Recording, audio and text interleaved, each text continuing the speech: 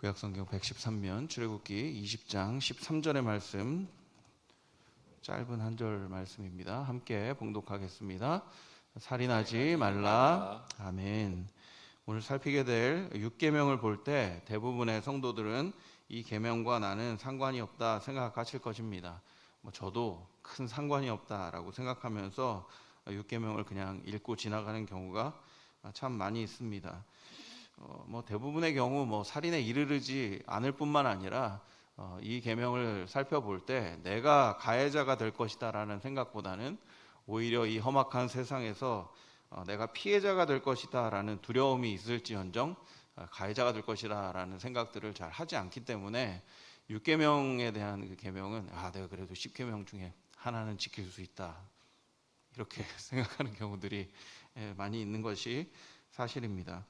하지만 하나님께서 주신 10계명 중에서 부모를 공경하라는 5계명에 이어 특별히 이웃사랑에 대한 계명 중에 부모를 공경하라는 5계명에 이어서 살인하지 말라라는 계명을 바로 이어서 주시는 것은 이웃사랑에 있어서 살인하지 말라는 것이 큰 교훈을 주고 있기 때문이다라는 생각을 하게 됩니다. 오늘 말씀을 좀 살펴보면서 생명에 대해서 어떻게 대해야 되는지를 좀 마음에 새기고 이 세상 가운데 생명을 풍성하게 하고 또 그 생명을 지켜가야 된다라는 성도의 사명을 마음에 새기는 귀한 시간 되기를 소원합니다.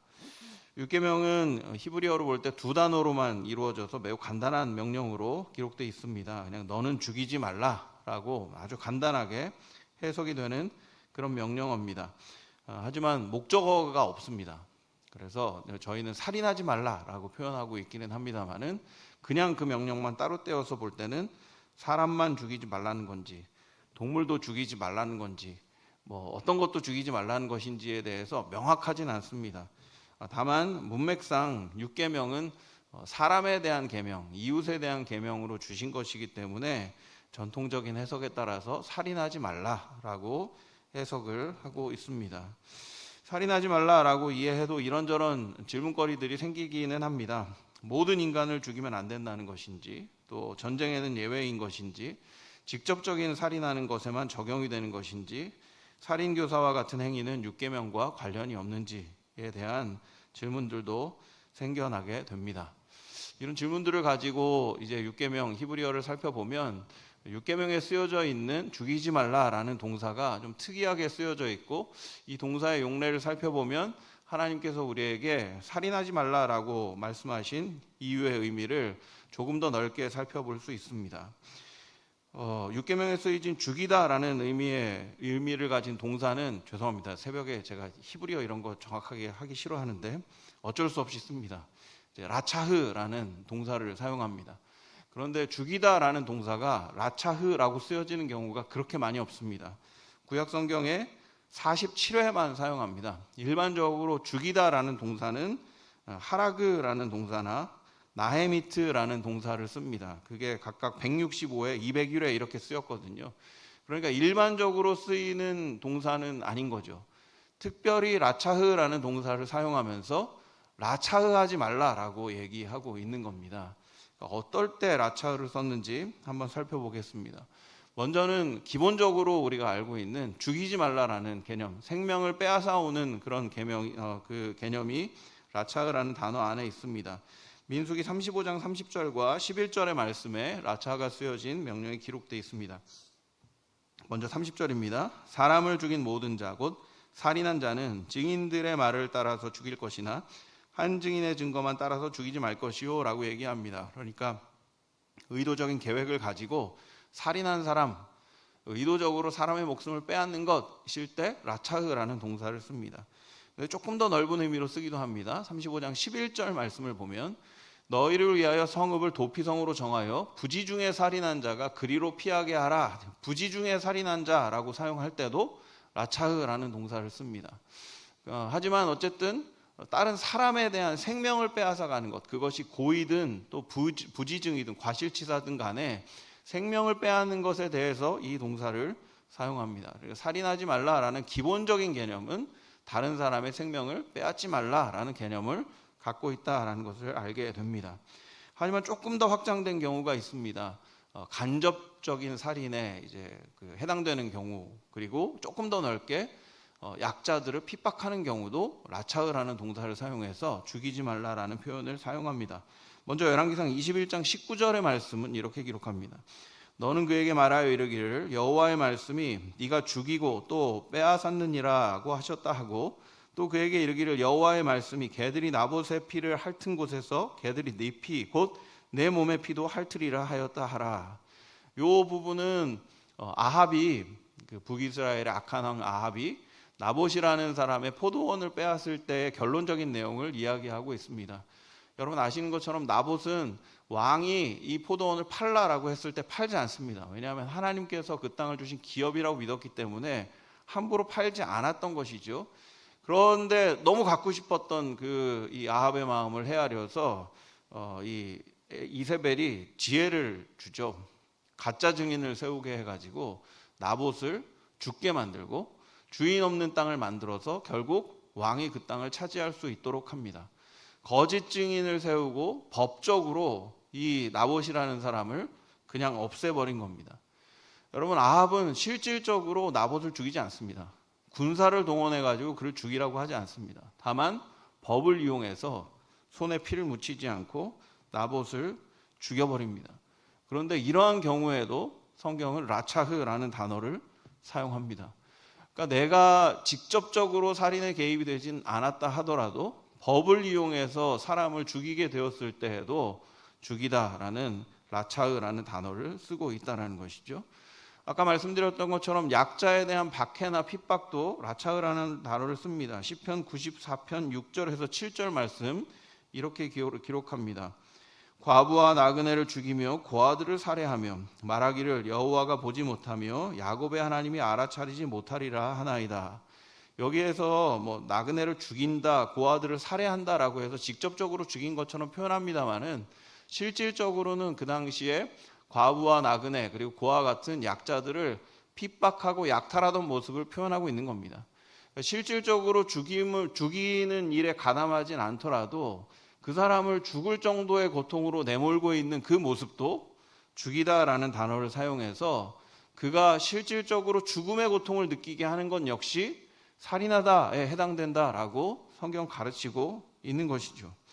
가장 넓게 해석되는 것은 신명기 22장 26절의 말씀을 통해서 확인됩니다. 신명기 22장 26절 이렇게 기록합니다. 처녀에게는 아무것도 행하지 말 것은 처녀에게는 죽일 죄가 없음이라. 이 일은 사람이 일어나 그 이웃을 쳐 죽인 것과 같은 것이라. 이건 어떤 개념이냐 하면 처녀가 윤간당했을 때 어떻게 해결해야 되는지에 대한 내용입니다. 그러니까 처녀가 윤간을 당했습니다. 강제로 욕보임을 당했습니다. 그러했을 때 이 처녀를 욕보인 사람은 어떻게 처벌해야 된다고 얘기하냐 하면 그 이웃을 쳐 죽인 것과 같이 해결해야 된다라고 얘기합니다. 실질적으로 사람을 죽이지 않았죠. 피해를 입힌 죄송합니다. 피해를 입힌 정도의 좀 좋게 얘기하면 그냥 그렇게 받아들일 수 있는 겁니다. 사람을 죽인 것은 아니죠. 하지만 성경은 그 여인이 이 윤간을 당함으로써 인생에 있어서의 가능성들이 없어질 수 있기 때문에 그 인생을 포기할 수 있는 가능성들이 있기 때문에 그 행위에 대해서 죽인다라는 표현을 쓰고 있는 거죠. 이웃을 쳐 죽인 것과 같은 것이다라고 확대해서 해석을 하고 있는 것을 보게 됩니다. 삶의 가능성을 앗아버릴 수 있는 그런 행위들, 그 사람이 삶을 포기할 수 있는 그런 일들을 버리는 경우에도 라차흐라는 단어를 사용해서 그것도 사람을 죽이는 것과 같다라는 포괄적인 내용들이 이 라차흐라는 단어를 통해서 구약 성경을 통해 확인이 됩니다.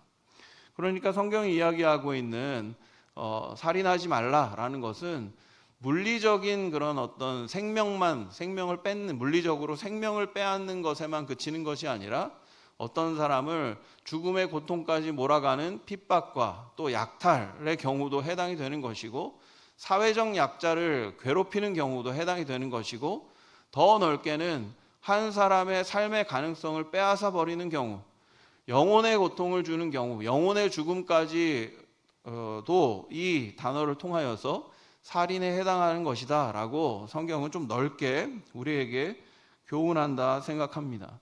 왜 하나님께서는 라차흐라는 단어를 사용하셔서 이렇게 넓게 살인하지 말라라는 그런 명령을 주신 것일까요? 우리가 하나님의 형상이기 때문에 그런 것이 아닌가 싶습니다. 그럼 만약에 우리가 그냥 생명만 있는 동물이라면 생명을 빼앗아 가는 것에 대해서만 관심을 가지셨겠죠. 하지만 하나님은 우리를 하나님의 형상으로 만드셨습니다. 하나님은 인격적인 분이십니다. 하나님은 서로 교통하고 또 동행하고 관계를 갖는 인격적인 분이십니다. 그런 인격이 우리 가운데 들어와 있습니다. 우리는 그냥 생명만 호흡하는 그런 존재가 아니라 서로 간의 관계를 갖고 서로 간에 사랑하며 서로 함께 무언가를 만들어가는 하나님의 형상을 가지고 있는 거죠. 그러하기 때문에 관계적인 상처, 관계를 통한 어떤 삶의 가능성이 사라지는 것에 대해서도 하나님은 당연히 관심을 가지고 계시는 것이고, 그러하기에 이 단어를 사용하셔서 우리가 살인에 대해서 조금 더 포괄적인 내용들을 생각하고 이웃을 사랑하고 이웃의 생명에 대해 관심을 가지길 원하셨다 생각이 듭니다. 그러하기 때문에 신약에서 매우 확대되어서 우리에게 주었던 살인에 대한 교훈이 이해가 되기도 합니다. 요한일서 3장 15절의 말씀 이렇게 기록하고 있습니다. 요한일서 3장 15절의 말씀. 그 형제를 미워하는 자마다 살인하는 자니 살인하는 자마다 영생이 그 속에 거하지 아니하는 것을 너희가 아는 바라. 여러분, 이 말씀은 한 번씩은 다 읽어보셨죠? 이 말씀을 볼 때 어떤 생각들 하셨습니까? 아마 저와 다 비슷한 생각 하셨을 겁니다. 이거 좀 심하네. 살인하지 말라. 이거 다 지키니까 이거 다 못 지키는 거야라고 하시려고 일부러 그러시네. 이런 생각도 제가 어렸을 때 한 적이 있습니다.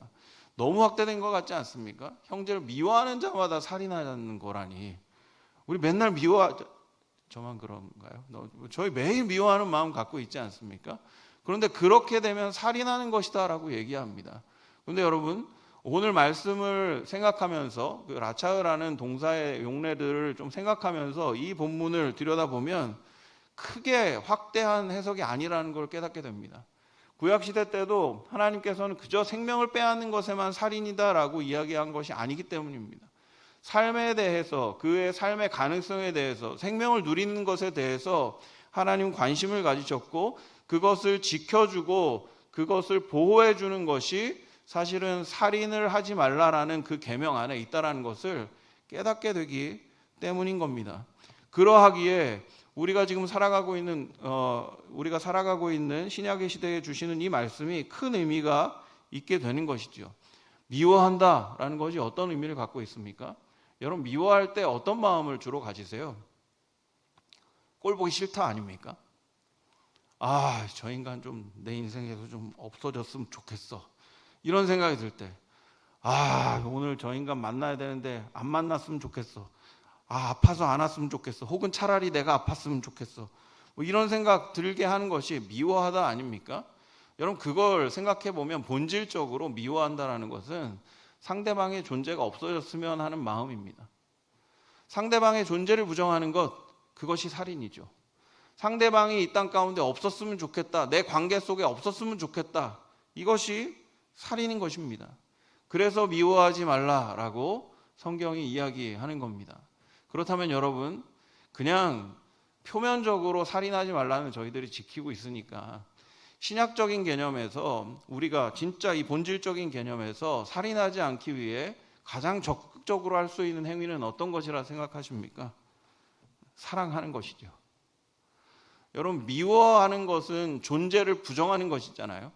그 존재를 인정하고 그 존재가 함께 했으면 좋겠다라는 가장 적극적인 표현이 무엇입니까? 사랑하는 겁니다. 여러분, 살인하지 말라라는 이 명령이 이웃사랑의 두 번째 계명에 있다라는 것이 의미가 있다라고 말씀드렸죠. 여러분, 살인하지 말라는 게 이웃사랑과 무슨 관계가 있습니까? 그 존재를 사랑하게 하는 것이기 때문에 살인하지 말라가 이웃사랑의 개념에 큰 의미를 갖는 것입니다. 15절은 참 더 생각을 하게 하는 것이 이런 표현이 있기 때문입니다. 그 형제를 미워하는 자마다라는 표현인 거죠. 여러분, 형제는 이 신약적으로 볼 때 가족이기도 합니다만은 교회 공동체 안을 이야기하기도 합니다. 여러분, 이 관계 속에서도 얼마든지 살인이 일어날 수 있다라고 얘기하는 겁니다. 그래서 사랑을 얘기할 수밖에 없는 것입니다. 우리가 사랑하지 아니하면 가족 가운데에서도, 교회 공동체 가운데에서도 얼마든지 주님 앞에서 그 상대방의 존재를 부정하고 영적인 살인을 저지를 수 있다라는 가능성을 우리에게 경고하고 있기 때문에 그러합니다. 제가 청년부 사역할 때 어떤 목사님이 그런 표현 쓰는 것을 즐겨 하시는 걸 들었습니다. 청년들은 신뢰할 대상이 못 돼. 사랑해야지. 이거 되게 충격받았어요. 되게 좋은 말처럼 여겨졌습니다. 그런데 오늘 말씀에 빗대어 보니까 똑같습니다. 이웃은 신뢰할 존재가 못 돼. 다른 사람은 신뢰할 존재는 못 돼. 하지만 사랑해야 돼. 너무 동일한 적용입니다. 여러분, 사람을 믿을 수 있습니까? 사람 믿을 수 없습니다. 저도 믿지 마세요. 저 그냥 사람입니다. 그런데 사람에게 신뢰를 했을 때 미움의 마음도 많이 생깁니다. 왜냐하면 그냥 신뢰를 줘버렸으니까요. 그래서 미워하고 존재를 부정하기까지 나가기도 합니다. 그런데 사랑해버리면 괜찮습니다. 사랑해버리면 그가 실수해도 그 존재를 귀하게 여깁니다. 사랑해버리면 그가 조금 나에게 해를 끼쳤어도 안아버릴 수 있게 됩니다. 그래서 하나님이 우리를 사랑하시고 예수 그리스도가 우리를 사랑하셔서 이 땅에 오시고 우리를 위해 죽으신 것이 아닌가 하는 생각을 해보게 됩니다.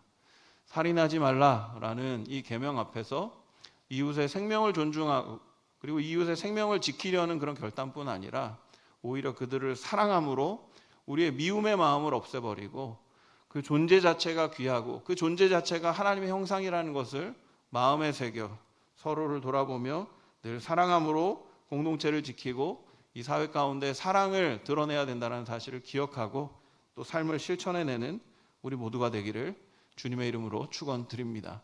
기도하겠습니다. 사랑과 은혜가 충만하신 하나님 아버지, 우리를 사랑하셔서 살게 하시고 우리를 사랑하셔서 예수 그리스도를 보내주시고 우리를 사랑하셔서 말씀을 깨닫게 해주시니 참 감사를 드립니다. 살인하지 말라라는 이 간단한 계명 속에서 우리가 상대방의 존재 자체를 귀하게 여기고 그를 사랑해야 된다는 것을 깨닫게 해주시니 감사합니다. 오늘 주신 말씀의 교훈에 따라서 우리가 오늘 만나는 많은 관계들을 사랑하게 하여 주시고 사랑을 통하여 그 존재를 귀하게 여기고 생명을 풍성하게 만드는 그 사명을 감당하는 우리 모두가 될 수 있도록 은혜를 충만하게 하여 주시옵소서. 오늘도 우리에게 사랑을 부어주실 줄 믿사오며 예수님의 이름으로 기도드립니다. 아멘.